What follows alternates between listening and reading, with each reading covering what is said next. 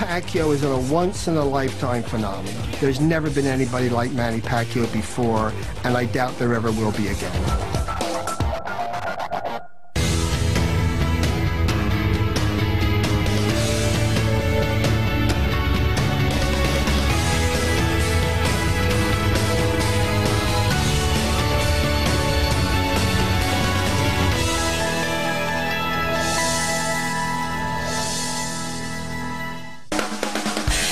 The MGM Grand in Las Vegas, 2009.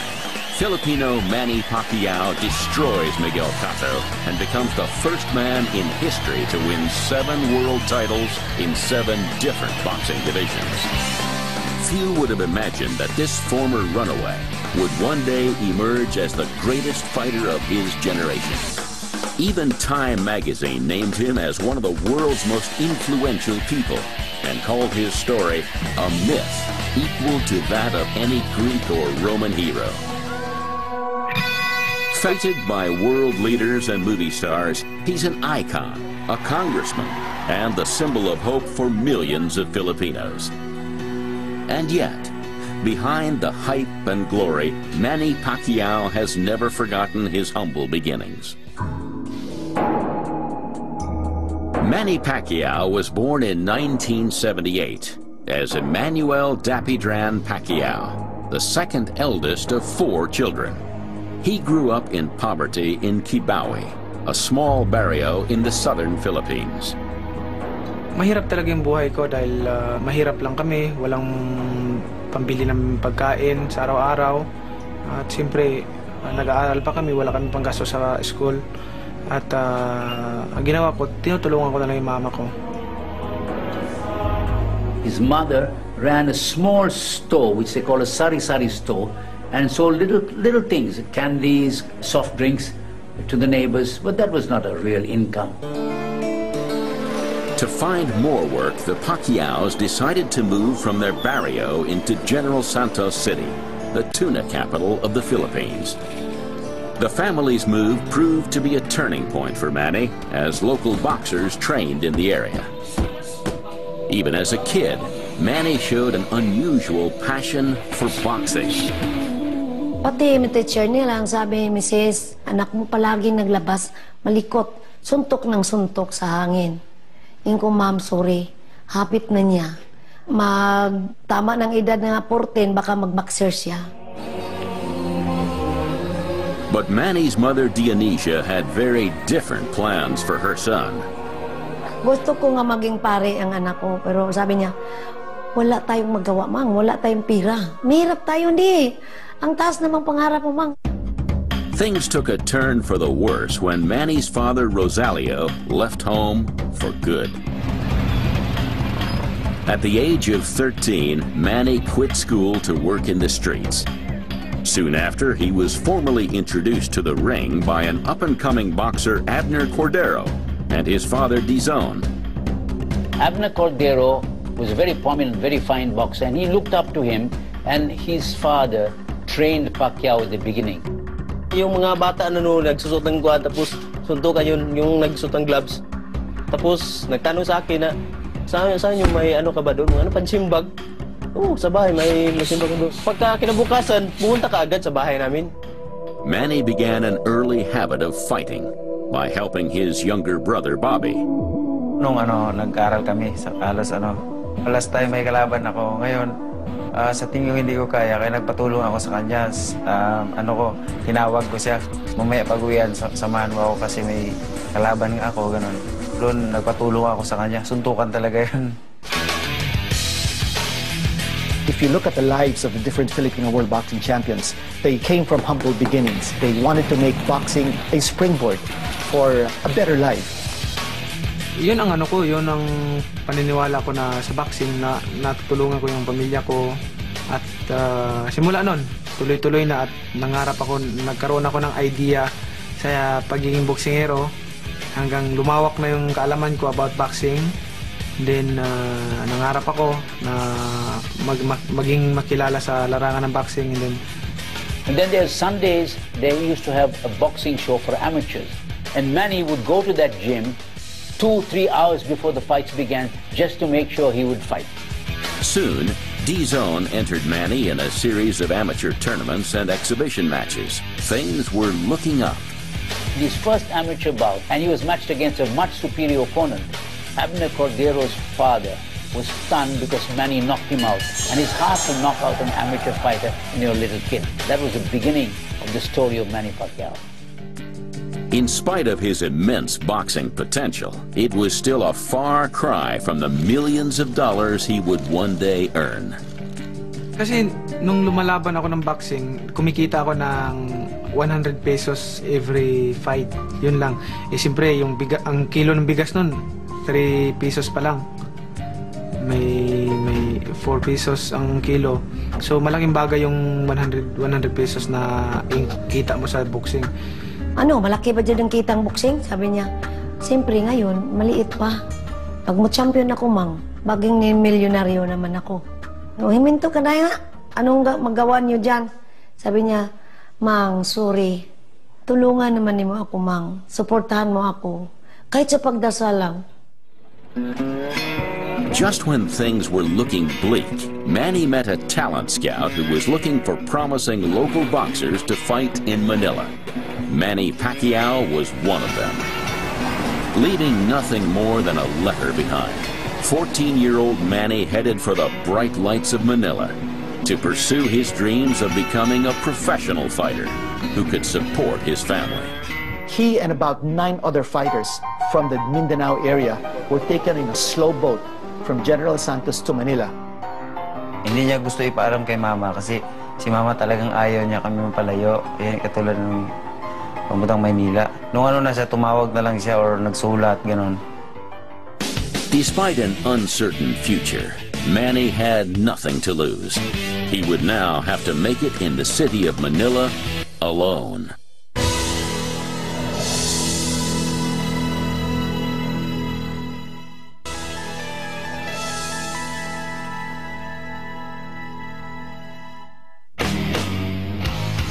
The big city of Manila beckoned to Manny Pacquiao, then an unknown fighter from the provinces of the southern Philippines. Here, his dedication and passion would be put to the ultimate test. Without a single cent in his pocket, Manny had to live in the L&M gym downtown. He actually slept inside the ring, the same ring where fighters would spar, where fighters would leave their sweat and blood, and Manny would sleep inside his ring because he had nowhere else to go. He had no blankets, he had no pillows, but that was where he slept.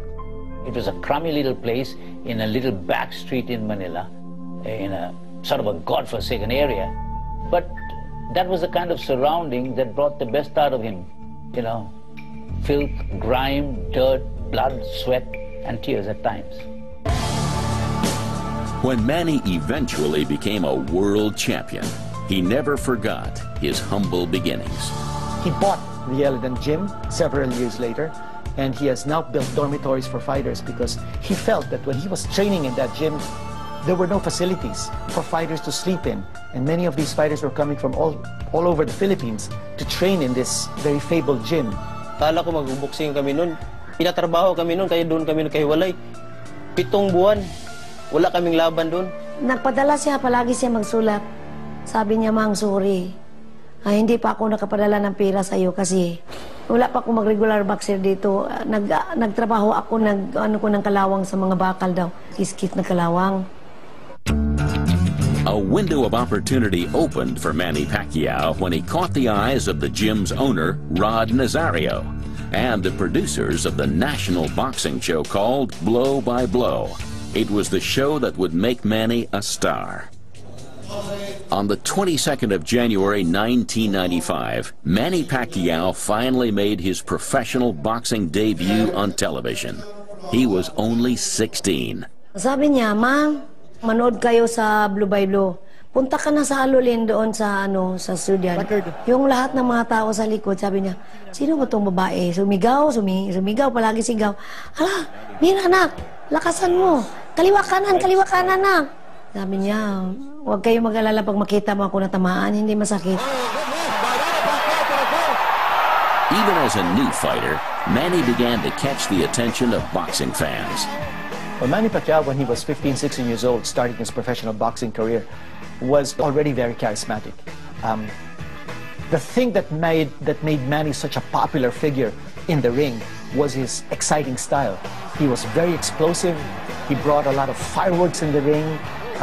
His charisma was just overpowering. Every time Manny stepped inside that ring, the fans could expect a wonderful victory or a glorious defeat, either way. I never thought he was going to be a world champion when I saw him on blow by blow. But he had two things going for him. One, his courage was indomitable. The other was his power. But his style was terrible. He just threw punches. He just came at you, and he didn't have the finesse that was necessary to become a world champion. He went after his opponents from the opening bell, non-stop. That's why the fans liked him. Not because he was a great boxer, but because he was a fighter. For the first time in his life, Manny was earning real money, enough to keep his family back home going. He had arrived. Sabi niya, Mang, maliit pang premyo ko kasi hindi pa tayo champion. Kunti lang to. Sige, okay lang, basta makapaaral kayo sa kapatid niyo. Nonetheless, Manny's early career had its share of setbacks. You know, all this adulation that he got as a young fighter must have gotten into his head, because in one of his early fights, he went up against a fighter, a journeyman named Rustico Torrecampo. Manny was not prepared to take that fight. He weighed in, was over the limit. He was penalized for it. He had to wear big ounce gloves to be able to lessen the impact of his blows, because he was going to come in to fight Torrecampo at a much heavier weight. And what happened that fight, of course, was history. Pacquiao in white. The heavier gloves handicapped Manny's punching power, and he was knocked out for the first time. He was getting a little cocky at that time because everybody was adoring him, so he took chances, got one good blow, and he was out. It's over. Cannot get up on time. Over. It's over. Losing to Torrecampo had a profound impact on Manny, who was now forced to face reality. Sabi niya, ma-experience lang to. Hindi man lahat nga panalo ang tanggapin natin. May talo, may panalo. Sabi niya. But he will learn from this. He will learn from this. He told Rod Nazario, who was his business manager at that time, I want you to get me the toughest Filipino in this weight division in a 10-round fight. And Rod Nazario said, you just got knocked out. You want the toughest guy next? And he said, yes. And he fought the toughest guy at that time and beat him. That was the first indication to me that this guy had something in him that we were all looking for. After 3 years as a pro and with 23 wins under his belt, Manny got his first title shot in Thailand against the WBC flyweight champion Chachai Sasakul. I covered that fight at ringside. This fight was held in a makeshift arena near a public market. Manny was clearly the underdog. For 7 rounds, the more experienced Thai champion gave Manny a boxing lesson. Pacquiao thought that the only way that he could reverse the tide was to knock out his opponent. He started to attack Chachai Sasakul's body, and slowly Sasakul's guard went down, opening up his face. Manny Pacquiao exploded. Sasakul went down like a sack of potatoes, and he was counted out. Sasakul was crying because he wanted to get up, but his legs wouldn't allow it. Manny Pacquiao became the new WBC flyweight champion. The people of the Philippines celebrated. They now had a new champion, Manny Pacquiao. Little did Manny realize that it was just a sign of greater things to come. Masaya ako at natupad yung pangarap ko na mag-champion, makakuha ng belt sa boxing. After that, nangarap ulit ako na maging makilala hindi lang sa Pilipinas, kundi sa ibang lugar. 1998 was a big year for Manny for another reason as well. After just 7 months of courtship, he married Geraldine Jinky Hamora. He was 19 and she was only 18. And by 2008, they had 4 kids, Jimwell, Michael, Princess, and Queenie. In 1999, unexpected disaster struck as Manny prepared to defend his flyweight crown against Thailand's Medgoen Singsarat. As a teenager, Manny was so undernourished that he had to stuff coins into his shoes just to make the fighting weight. But now, he had a new problem. His body had developed so much that he no longer could hold his weight down to 112 pounds, which is the limit for the flyweight division. So he was stripped to the championship on the scales when he couldn't make the weight. But he went through with the fight because he wouldn't be able to get his purse if he didn't step into the ring. In attempting to make the weight, Manny was dehydrated. The undefeated Medgoen knocked a listless Pacquiao out in just 3 rounds. After the fight, Manny, who was still growing at 21, took on a new weight division that was 10 pounds heavier. He regained his luster by becoming the regional super bantamweight champion at 122 pounds. But by now, Manny and his team were eager to find success in America. Manny had run out of opposition in Asia. So his business manager, Rod Nazario, said, well, Manny, let's go over to the States and find out whether you could hook up with a trainer, whether that trainer might be able to give you opportunities to fight for major fights. So this was in 2001, and Manny Pacquiao first landed in San Francisco. I remember Manny came into the States with his hair bleached blonde. I guess he just wanted to be different, or maybe he realized that now that he was in the States, maybe he wanted to be like an American too. But that's how he is. He's never scared of trying different new things. Despite being a champion in Asia, though, Manny's arrival in America was like starting over. Rod Nazario had a difficult time finding a promoter who was willing to risk an investment in Manny Pacquiao. And I remember Manny went from one gym in San Francisco to another, looking for a home where a trainer could spend some time with him. Nobody wanted to touch him. Until his business manager, Rod Nazario, found out that there were 2 Filipino fighters training at the Wild Card Gym in Los Angeles. The Wild Card Gym in Hollywood was owned by Freddie Roach. Roach had made a name for himself training the likes of Mickey Rourke and other champions, and taking on Manny would change both their lives. When Manny walked into the Wild Card Gym, Freddie didn't even know who Manny Pacquiao was. Here's this kid from the Philippines who had won some titles over in Asia, but Freddie really had no idea who this guy was. Then they took him to work with Freddie on the punch mitts. And after maybe 30 seconds, 45 seconds, Freddie Roach said, this kid can hit. This kid's gonna be a champion. That was it. That sealed the deal. And so the most powerful partnership in boxing was born. It would prove to be just the lift that Manny needed to transform himself from just another boxer into the world's greatest fighter.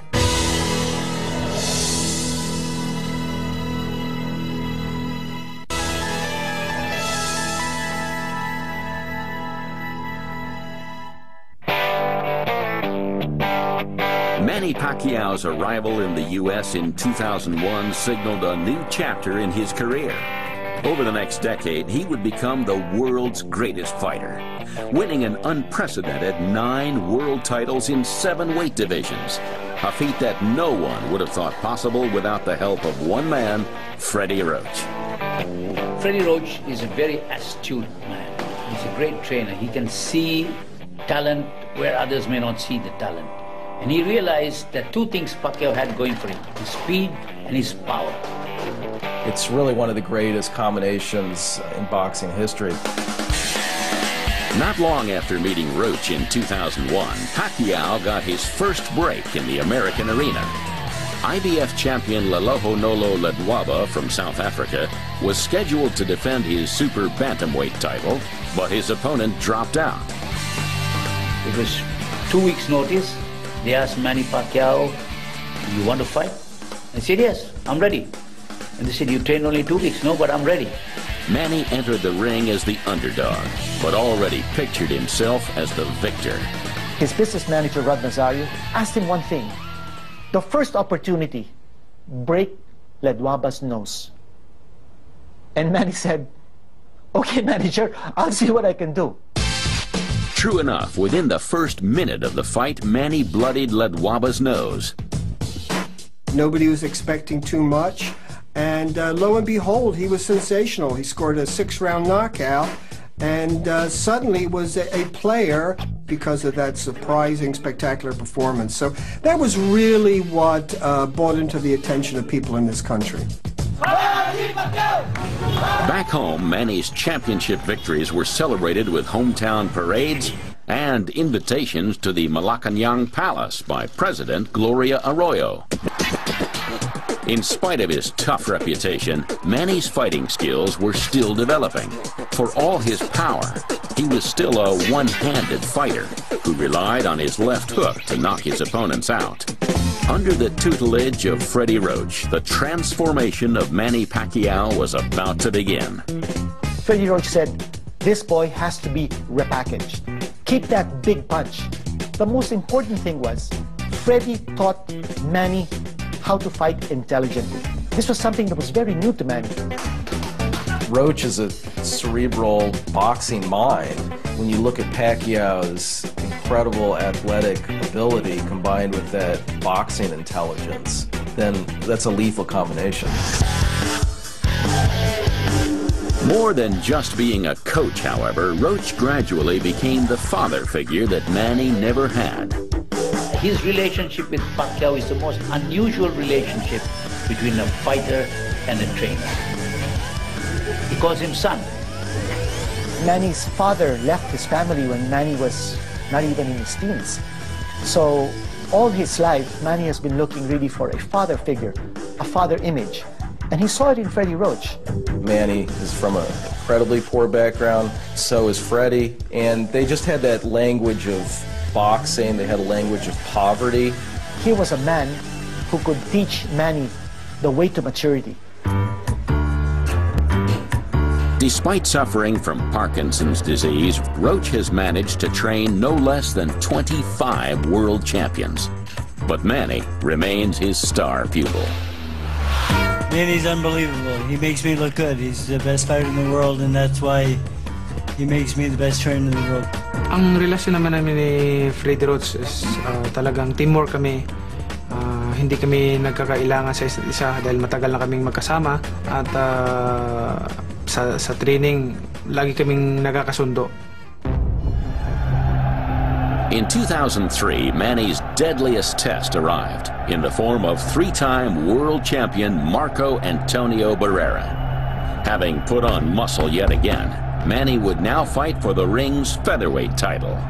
Barrera was considered one of the very best fighters in the world. Manny was something of an upstart, just starting to rise. And the expectation was that Barrera would be just too much for him. Nobody gave Pacquiao a chance. Everybody, including Filipinos, said Barrera was too big, too strong, too good for Pacquiao. But Pacquiao just smiled and said, you see, we will see. Instead, the fight turned out to be Pacquiao's defining moment. He beat the hell out of Marco Antonio Barrera for 11 rounds until Barrera's brother jumped into the ring, embraced him, and stopped the fight. Now a three-time world champion in 3 different weight classes, Manny's confidence and size continued to grow. But the competition was only getting tougher. In 2005, Manny, now fighting as a 130-pound lightweight, squared off against Mexican legend Erik Morales. Things took a nasty turn. During the match, a headbutt for Morales opened up a bloody cut on Manny's brow. With blood hampering his vision, Manny had to hold on as a feisty Morales took the 12-round decision. It was only Manny's 3rd loss in over 40 fights. Both fighters were so popular that 2 rematches were signed. And in typical fashion, Manny rose to the occasion and knocked Morales out, not once, but twice. I thought Manny Pacquiao, at that time, delivered a very strong statement that he was for real and that he was on the way to greater things. In spite of having Freddie Roach and a capable team on his side, Manny found success catching up with him. His career had been managed by a few promoters since his arrival, Now that he was a hot property, everyone wanted a piece of the Pac-Man. Boxer Oscar de la Hoya was Manny's idol and a legend in his own right. But a contractual mix-up arose when Manny signed up with Oscar de la Hoya's Golden Boy Promotions Company while still being bound to Bob Arum of Top Rank Boxing. In the controversy, Manny ended up staying with Top Rank, a decision that would cost De La Hoya's company tens of millions of dollars in lost revenue. De La Hoya, of course, never forgave him for that. But in the end, he realized there was nothing very much he could do. And that's how it stood. Not surprisingly, amid his growing stature, Manny's private life came under scrutiny from the Filipino press. It was one area of his life where he was not untouchable. In 2006, reports emerged of a paternity suit from a waitress. And over the years, Manny and his family would endure reports linking him to various actresses and other women. The allegations, however, failed to dent his popularity. Back in the ring, it was business as usual as Manny continued to steamroll his opponents. His ruthless and relentless destruction of the top Latin American fighters earned him the title the Mexicutioner. At home, he was known more affectionately as the Pac-Man, which is also the name of his Jack Russell Terrier, who trains with him. Very few athletes that have achieved the great success and fame that Manny Pacquiao has can retain that innocent charm, boyish smile, the wild hair flying as he fights. He says the same thing after every fight. I hope you enjoyed the show, and nothing personal, doing my job in the ring. I hope everybody happy. And that's very rare that you hear athletes today actually caring about the audience. When Manny Pacquiao fights, everything stops. The streets are deserted. Everybody is in front of a television set. Crime is almost zero. The Muslim rebels stop fighting. And that whole day is a day of bliss in the Philippines. When 2008 rolled around, Manny Pacquiao found himself with a new challenge. He would face off with his boxing idol Oscar de la Hoya in what promoters called the dream match. The fight with Oscar de la Hoya really did cement his international fame, because Oscar de la Hoya is an icon. Everybody knows who Oscar de la Hoya is. An Olympic and 8-time world champion, Oscar was considered even more popular than Pacquiao by the public, and a dangerous opponent for Manny. De La Hoya was so much bigger than Pacquiao, and people thought it was a terrible mismatch. The controversy that had erupted over Manny's previous management contract, however, was still lingering in everyone's mind. Now, the thing about that fight was very special. Oscar de la Hoya said, "This is personal. I am going to knock him out." Ang pinaka-paborito kong fight is yung De La Hoya fight kasi first time ko nag-move up to 147 pounds. Ano yun, pinakamalaking timbang na nilabanan niya. Oscar, a natural middleweight, had to drop nearly 20 pounds himself to meet Manny at the welterweight level. When Manny finally stepped into the ring, however, he trumped the odds one more time. Pacquiao made Oscar look old overnight. The fight lasted 8 rounds before De La Hoya threw in the towel. Manny gave Oscar such a terrible and prolonged beating that Oscar retired immediately afterward. In spite of the beating, Manny, as ever, was gracious in victory. Manny Pacquiao went across, embraced him and said, "You are still my idol." Yes, idol ko siya, tapos nakalaban ko. Proud naman ako. Malaking karangalan sa akin. In defeating De La Hoya, Pacquiao now looked invincible, going from strength to strength. He would win world titles in 7 different weight divisions by 2009, an unmatched feat by any fighter past or present. Manny has been able to grow in size, move up and win titles in various divisions, but he can still knock him out. To maintain the punch as you move up and fight larger and larger men is very unusual. And I think it's one of the greatest attributes he has. I think Manny Pacquiao is very much like a Roberto Duran. He's got a little of everyone. Sugar Ray Leonard, Marvin Hagler. And he puts that together to make Manny Pacquiao. He's a very different kind of fighter and a very different kind of human being. Pacquiao's superhuman ability to conquer one division after another without losing speed or power has astounded the world. To achieve this, the Pac-Man's training and conditioning program has become a precise science. He's like a racehorse with blinkers. He concentrates only on one thing, the fight ahead of him. Hailed as the best pound-for-pound fighter of his time, Manny's reputation in boxing history was sealed. But as stardom beckoned, would success change Manny, the humble fighter?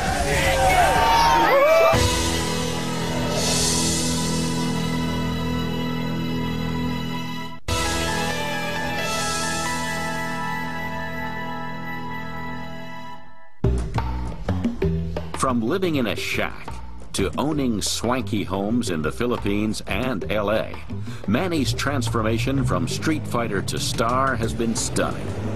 Manny Pacquiao has really brought boxing back into mainstream interest. In the last several years, he's become sort of a global personality. I mean, here's a guy who is covered in Time magazine, ESPN, and Sports Illustrated, and the New York Times. The editor of the New York Times was really not that interested in boxing, and then Pacquiao came along and he really brought an interest to boxing. People that don't know boxing, don't follow boxing, they've heard of Manny Pacquiao. Americans, they love the rags to riches. I mean, they love to see a poor boy from nowhere come up to the top rungs of any sporting profession. Now he's being managed by multi-millionaire financiers and promoters. He's surrounded by hordes of people, his followers, his disciples. The first time I met Manny was in the Philippines a number of years ago. The capper was that I got to present the championship belt to Pacquiao at the Palace. It made me realize how special Manny was to the Filipino people. Well, Manny Pacquiao was a symbol of hope for every Filipino from any walk of life. Manny Pacquiao gives the inspiration, the confidence, and the faith for the small man to believe in himself, to feel that if Manny Pacquiao can go from rags to riches, hey, so can I. In the year 2009, Manny's celebrity continued to grow. Despite being quiet and unassuming on the surface, he made a guest appearance on popular American talk show Jimmy Kimmel Live. He was also invited to throw the ceremonial opening pitch for the San Francisco Giants San Diego Padres baseball game that same year. His ability to cross over into other areas of entertainment. He comes off as this charming, unassuming, cool little dude.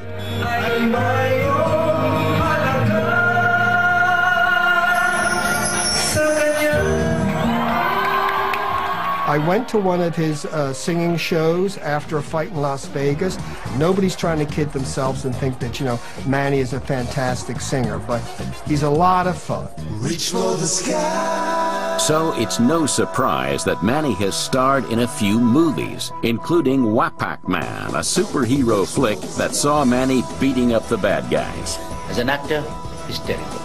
Pero pilit mong tinatapakan. And I don't think he's going to make any more movies, because every movie he has made has been a flop. To be honest with you. I don't know why he makes it, but, you know, he likes the attention. I went once to watch him make a movie. It was in a slum area, but he enjoyed it because everybody came to see Manny Pacquiao, and he thrives on that.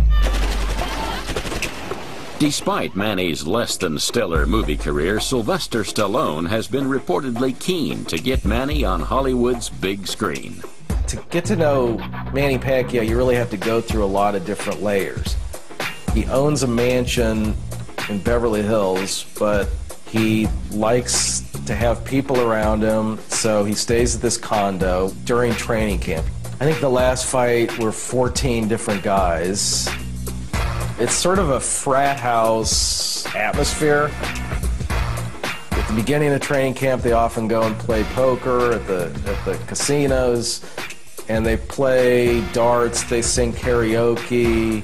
Whoever is sort of in favor that day gets to sleep at the foot of his bed, and there are guys sleeping all over the place because there's 14 guys in a condo. I think he kind of has a good time with it. Seems like some of the entourage guys sort of take it seriously. Manny's success has also rubbed off on his friends and family members. Manny's best pal, Boo Boy Fernandez, whom Manny grew up with, is now his trainer. Manny's mother, Dionysia, now lives in her own mansion and has become a TV star in her own right, while wife Jinky now enjoys a status that few could have dreamed of. Si Jinky nagpili lahat ng mga gamit dito. Isa na to.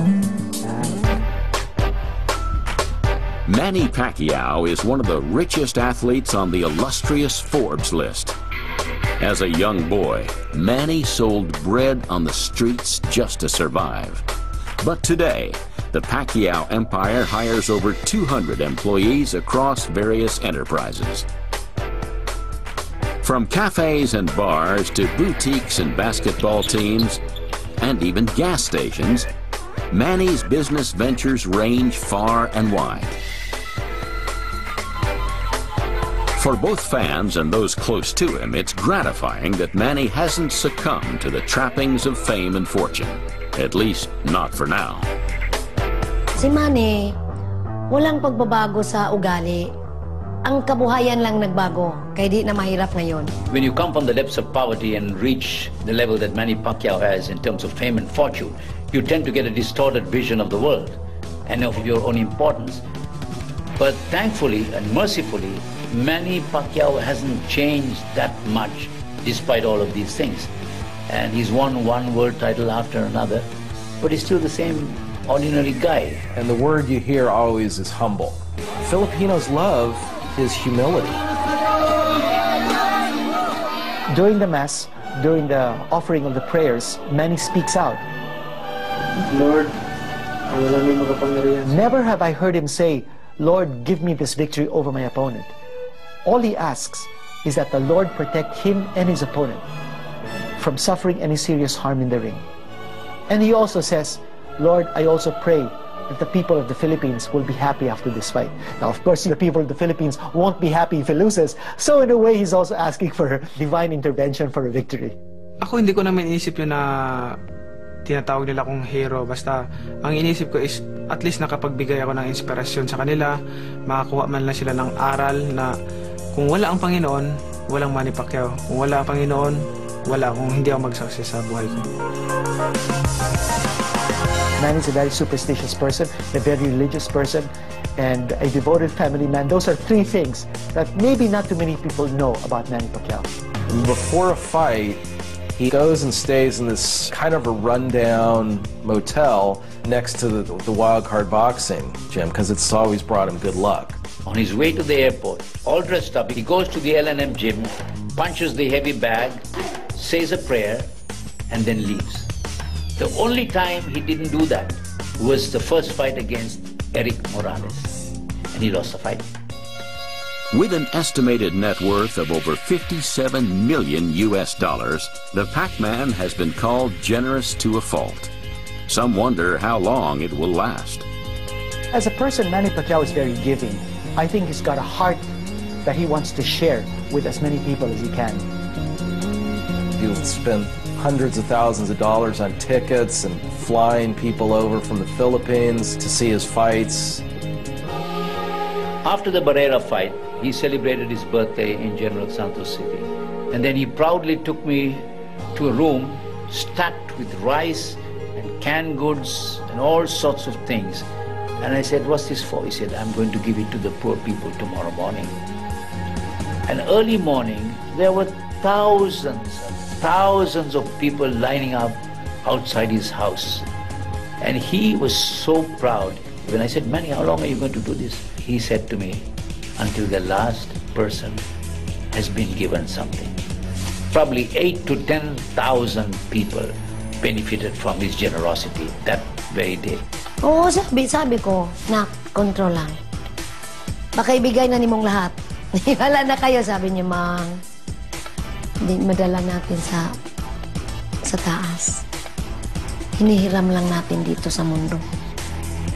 On that note, it seemed almost inevitable that Manny would take his immense goodwill to the next level and take on the biggest challenge of his life.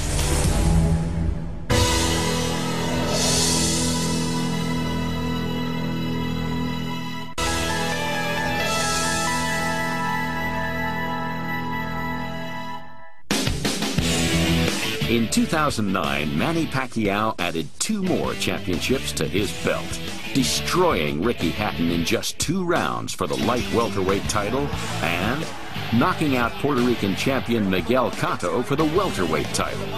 The Cotto victory marked the first time any boxer had won 7 world titles in 7 weight classes. It was the biggest fight of the year and grossed $70 million in pay-per-view revenues alone. But there was one more fight that the public wanted. The undefeated Floyd Mayweather, a 9-time world champion himself, was regarded as Pacquiao's greatest threat. In spite of the potential, the fight of the decade did not happen. Floyd Mayweather's camp made a request that Manny Pacquiao take random Olympic-style blood tests. Pacquiao took great offense to this. I think it really hurt Pacquiao in terms of his pride. He's always tried to present himself as a man of integrity. And here was somebody sort of saying that he was a dishonest person, and Pacquiao sued Mayweather, and it sort of turned into a bad soap opera. In 2010, Manny was named the Fighter of the Decade by the Boxing Writers Association of America. Presenting Manny this award was former heavyweight champ Joe Frazier. I think the history books will be very kind to Manny Pacquiao.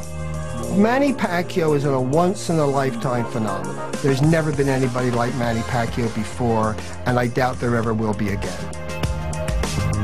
I put Manny Pacquiao in my personal top 3 of greatest boxers of all time. I have Sugar Ray Robinson as number 1, and then I have Ali, I have him as 2, and then I have Pacquiao as 3 because he's won 7 different titles in 7 different weight classes, which is really unheard of. Even before he had reached his peak, Manny had contemplated retirement as early as 2006. His wife and mother had urged him to retire, saying that there was nothing more for him to prove. Manny's convictions, however, told him otherwise. In 2007, he did the unexpected and entered the political arena. 10 years prior to his entering politics, he suddenly just walked in and he looked at Rod and he said, "I want to enter public service." And then Rod Nazari looked at him and said, "You crazy? You're 20 years old, you want to enter poli?" And he said, "Opo, yes, I want to. I want to help the poor people. I've seen enough." Sobrang takot ko, sabi ko, kung natakot ako sa boxing mo, lalo na sa politiko, marumi talaga ang politiko na. Parang napuyat din ako sa kaisip sa'yo. Sa akin, pangarap ko is makatulong din kasi sa amin maraming mga mahirap at hindi ko matitiis na makita sila na sabi ko kasi nararamdaman ko yung nararamdaman nila na pagiging mahirap, yung hindi makakain ng 3 bisis sa isang araw. Tapos makikita ko ng ganun, sabi ko sana may isang leader o politiko na talagang tutulungan sila ng galing talaga sa puso na tapos pusong magsiservisyo. Despite his best efforts, the Pac-Man failed to knock his opponent out. Up against the incumbent representative in General Santos City, Darlene Antonino Custodio, Manny was decisively beaten. Although the loss was a setback to Manny's political aspirations, it wasn't the end. As he did throughout his boxing career, he kept his hopes and dreams alive. Boxing compared to politics is different. Boxing is a sports. And siguro magkapareho lang is yung ambisyon mo na may pangarap ka na makamit. Ako naman sa politics is gusto kong magserbisyo sa tao na ipakita sa kanila na ang tamang panggobyerno at ipakita sa kanila na yung hindi lahat ng mga politician is masama ang image, masama ang hangarin. 3 years later, in 2010, after a passionate campaign, Manny Pacquiao was finally elected to Congress. In his inaugural congressional speech, Manny quoted American poet Robert Frost and Spider-Man and took a major step forward in his life. With my heart in the right place, my work ethic, my discipline, and my commitment to learn from wiser and more experienced people, such as all of you here today, yes, I can be a good congressman. Here's a guy with a 6th grade education who passed his high school equivalency exam but had to take government courses to figure out how he's going to work as a congressman. In the effervescence of my youth, I chose Michael Buffer's famous line, "Let's get ready to rumble." You know, I think the jury is still out on Manny Pacquiao as far as being a politician is concerned. But I think he's on the right track by delivering a well-accepted, privileged speech. I think shows that he's got the mentality to become a forceful and meaningful politician. Gustong maalala ko ng tao na pagdating ng araw na si Manny Pacquiao hindi lang boksingero at isa pang politician na nagsiservisyo ng totoo at iniidolo nila ako. You know, Congress is a very difficult arena. It's not like a boxing ring. It's a man-to-man thing in a boxing ring. Your own talents against somebody else's. This, you're pitching your own acumen against 250 others, much better educated than him. You know, everybody's always sort of said he couldn't do something, but he's always been able to overcome his station in life. He's a very strategic guy inside the ring and outside the ring. So I wouldn't be surprised if he does a lot in Congress, becomes a senator perhaps someday, and I don't know the political system well enough, but people that do tell me that he could be president someday as well.